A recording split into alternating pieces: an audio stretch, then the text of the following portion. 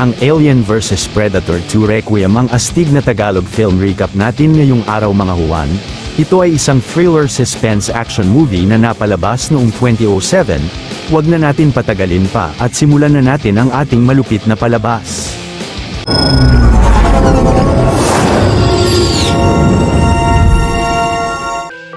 Nang nakaalis na sa Earth ang spaceship ng mga Predator ay dinala nila ang labi ng kasamahan nilang si Scar pati na ang ilang mga facehugger na nilagay nila sa mga water tube. Subalit biglang lumabas sa dibdib ni Scar ang Predalien o ang nilalang na halong lahi ng Xenomorph Alien at Predator. Ilang saglit ay mabilis na lumaki ang Predalien at agad na tinapos nito ang isang Predator ng spaceship. Nang inatake ng isa pang Predator ng Plasma Caster ang Predalien ay sumabog ang malaking parte ng spacecraft nila kaya't bigla itong lumiko pabalik ng Earth at bumagsak sa kagubatan ng Gunnison, Colorado. Kalaunan ng nagkamalay ang Predator ay nakita niyang nagawang makatakas ng mga facehugger sa mga tube ng mga ito subalit nang nagpadala siya ng distress signal sa planeta nila ay mabilis na tinapos siya ng Predalien. Ang mag-amang sina Buddy at Sam na nagkataong nangangaso sa kakahuyan ay nakita roon ang nag-crash na spaceship ng mga Predator. Nagmadaling umalis sina Buddy at Sam sa lugar upang i-report sa sheriff ang nakita nila subalit agad na inatake ang mag-ama sa muka ng mga facehuggers.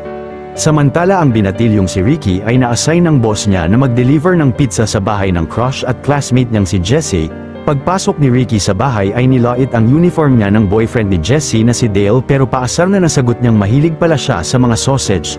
Nilagay ni Ricky sa kusina ang mga pizza ngunit paglabas niya ay galit na sinuntok siya ni Dale at tinapon sa sewers ang mga susi ng sasakyan niya. Sa sunod na eksena ang sheriff ng Gunnison na si Morales ay pinick up ang kaibigan niya at ang kapatid ni Ricky na si Dallas matapos makalaya ng lalaki sa kulungan upang ihatid siya sa bahay nila. Samantala ang sundalong si Kelly ay nakauwi na sa pamilya niya matapos ang ilang taon na serbisyo niya sa US Army. Maya-maya sa tahanang planeta ng mga Predator ay natanggap ng mandirigmang Predator na si Wolf ang distress signal at nagmadali siyang pumunta sa Earth.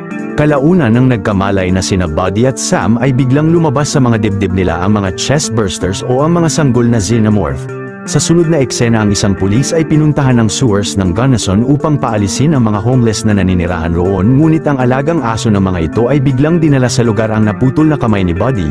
Dahil sa report ng pulis ay pumunta si Sheriff Morales sa kagubatan ngunit sasakyan lang ni na Buddy ang natagpuan niya sa lugar. Maya-maya habang naninirahan pa rin sa sewers ang grupo ng mga homeless ay biglang inatake sila sa muka ng ilang mga facehuggers. Ang isang babaeng homeless naman ay walang awang tinapos ng Predalien. Ilang saglit nang umuwi si Ricky sa bahay nila ay nakita niyang nakalaya na pala sa kulungan ang kuya niya pero agad na napansin ni Dallas ang sugat niya sa muka. Inamin ng binatilyo na ginulpi siya ni Dale at tinapon nito sa sewers ang mga susi ng truck niya pero ang kapatid ay sinabihan si Ricky na hahanapin nila ang mga susi niya. Nang pinasok ng magkapatid ang sewers ay narating nila ang parte ng lugar kung saan naninirahan ang mga homeless at hindi nagtagal ay nahanap ni Ricky roon ang mga susi niya. Biglang nakakita ang binata ng isang alien sa di kalayuan pero inakala ni Dallas na isa itong daga at umalis na sila sa sewers. Maya-maya ay nakarating na sa Earth ang Predator na si Wolf at bumagsak siya sa isang lawa ng Gunnison. Agad na pinuntahan ni Wolf ang bumagsak na spacecraft nila at mula sa helmet ng napaslang na kasamahan niya ay nalaman niyang isang Predalien pala ang umatake sa spaceship. Pagkatapos ay nag-iwan roon si Wolf ng black hole bomb upang wasakin ang buong ship bago umalis ng lugar. Get ready to be blown away by Take Me Out, the high-octane, seductive action thriller that redefines danger and desire. Starring Filipina power play fighter, Deadly Grace. Explosions, seduction, revenge. She's not asking for mercy. She's taking them all out. Watch it now via the link in the comment section and get 15% off when you use the Viewpoint promo code. Sa sunod na eksena ang asawa ni Buddy na si Darcy kasama sina Sheriff Morales at ang ilan sa mga kapulisan ng Gunnison ay hinanap sa kagubatan ang mag-ama. Ngunit lumipas na ang ilang oras ay hindi makita ni na Morales sina Buddy sa lugar kaya't sinabihan niya si Darcy na umuwi na at magpahinga. Ilang saglit ay natunto ni Wolf ang labi ni na Buddy at Sam sa gitna ng kagubatan at ginamit ng Predator ang asul na likido niya upang malusaw ang mga katawan nila pati na ang labi ng mga facehugger. Ang pulis na si Ray ay nagkataong nakita ang Predator sa kakahuyan pero agad na napansin siya ng nilalang at kahit pa nagmadaling tumakbo palayo ang pulis ay mabilis na nasaksak siya nito habang invisible. Kinaumagahan ay inaya si Ricky ni Jesse na mag-swimming sa pool ng eskwelahan nila at nasabi pa ng dalaga na nakipaghiwalay na siya kay Dale. Maya-maya pagpunta ni Morales sa diner ay nasabi ng waitress na si Cory na ang asawa niyang si Ray ay hindi pa rin nakakauwi mula pa kagabi at hindi rin ito matawagan. Agad na hinanap ni na Sheriff Morales si Ray sa kagubatan, subalit natagpuan nila itong nakasabit sa isang puno na wala ng buhay at tinanggalan pa ng balat. Nang dinala nila sa laboratory ang labi ay hindi matukoy ng scientist kung ano o sino ang gumawa noon kay Ray. Kinagabihan nang natapos na ang shift ni Cory sa diner ay nagpaalam na siya sa cook, ngunit nang nakarinig ang babae ng kalabog sa kusina ay napansin niyang nilalamon ng mga alien ang lalaki at siya naman ay agad na inatake ng Predallian. Samantala si Wolf ay nag-imbestiga sa sewers ng Gunnison at nang nakita ng Predator ang mga taong napaslang ng mga Xenomorph ay nilusaw rin ng nilalang ang mga ito ng asul na likido niya. Agad na napansin ng Predator ang mga Xenomorph sa sewers kaya't nagkabit siya ng mga device sa mga pader. Pagkatapos ay inactivate ni Wolf ang mga laser barrier niya nang naglabasan ng mga Xenomorph alien sa sewers at pinasabugan niya ng plasma casters ang karamihan sa mga kalaban. Matapang na nakipagsagupaan ng mag-isa ang Predator sa mga Xenomorph ngunit kalaunan ay malakas na napatalsik siya ng Predallian at nagmadaling tumakas ang kalaban sa sewers. Si Wolf naman ay agad na bumangon at lumabas rin ng sewers upang habulin ang Predallian papunta sa malaking nuclear power plant ng Gunnison. Samantala sina Ricky at Jesse ay palihim na pumasok sa swimming pool facility ng eskwelahan nila at nagkahalikan silang dalawa roon. Ang Predator naman ay pinasabugan ang Predallian sa planta ngunit nagagawa nitong makaiwas sa mga atake niya at walang awang tinapos ang isang empleyado ng pasilidad. Ilang saglit ay nagawang mahulog si Wolf ng Predallian sa mababang palapag ng power plant at sa sobrang galit ay pinasabugan ng Predator ang kalaban ng plasma caster ng maraming beses ngunit nakatakas ito.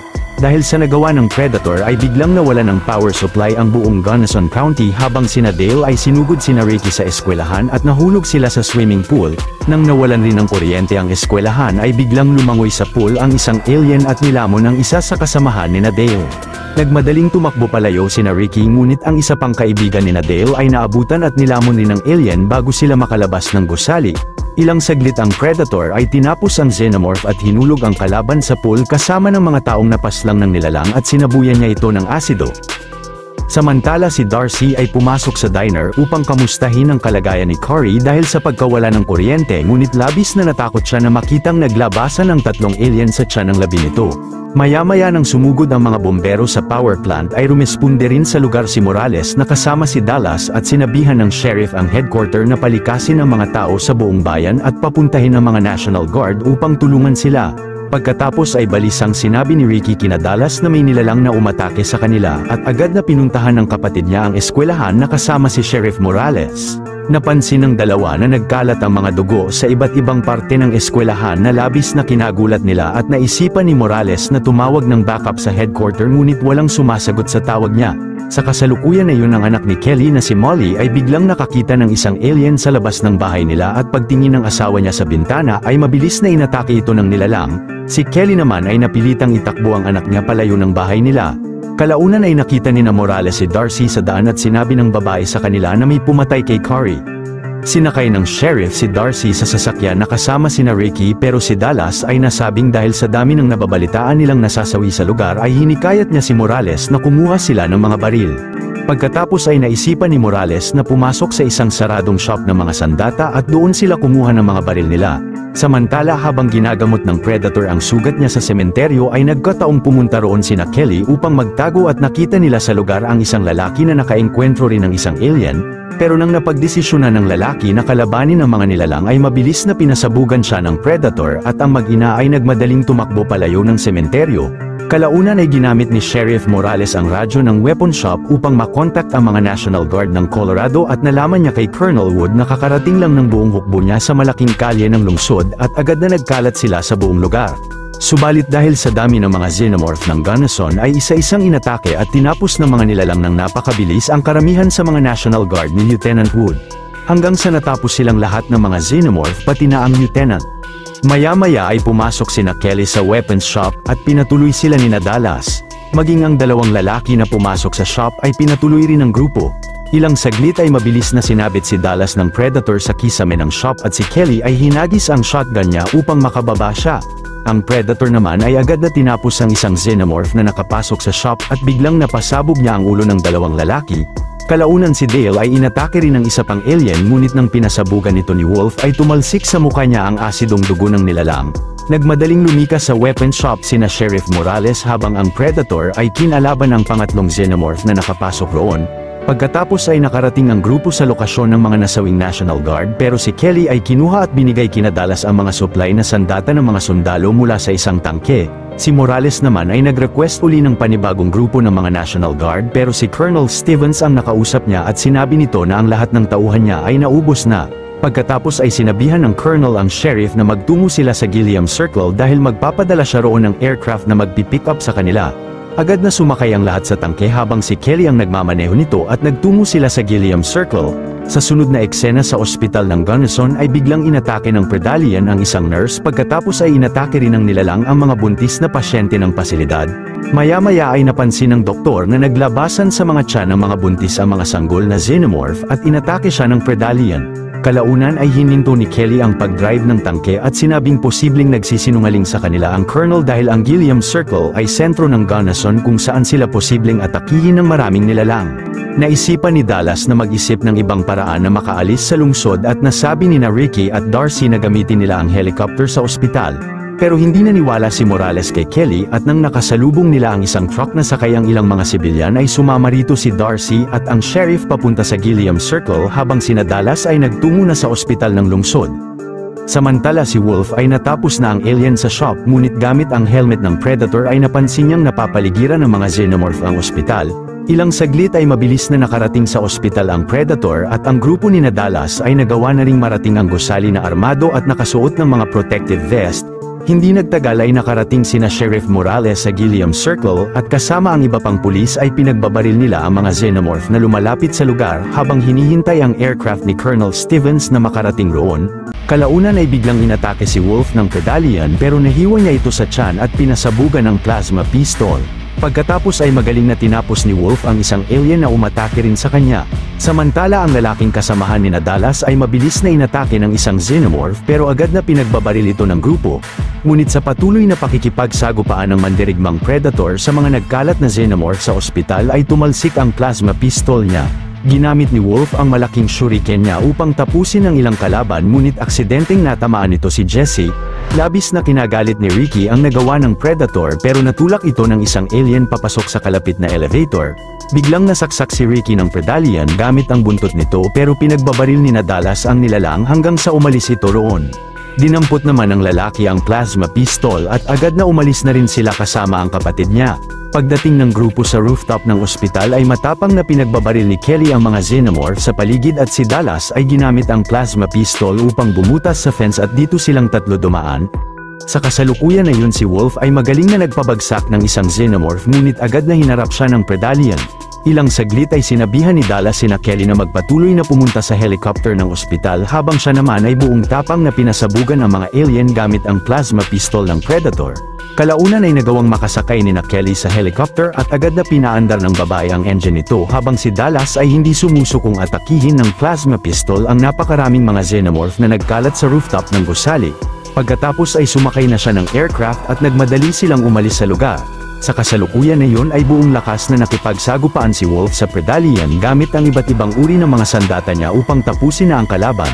Subalit sa gitna ng pagtutuos nilang dalawa ay nagawang masaksak ni Wolf ang Predallian sa ulo at nasaksak rin siya nito sa dibdib.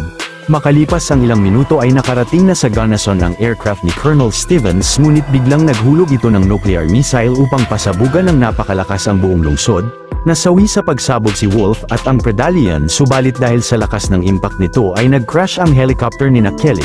Maya-maya nang nagkamalay ang apat ay pinalibutan sila ng mga National Guard ni Stevens. Pinababa at kinumpiska ng mga sundalo ang mga sandata ni Dallas pero si Ricky ay agad na dinala ng mga paramedic.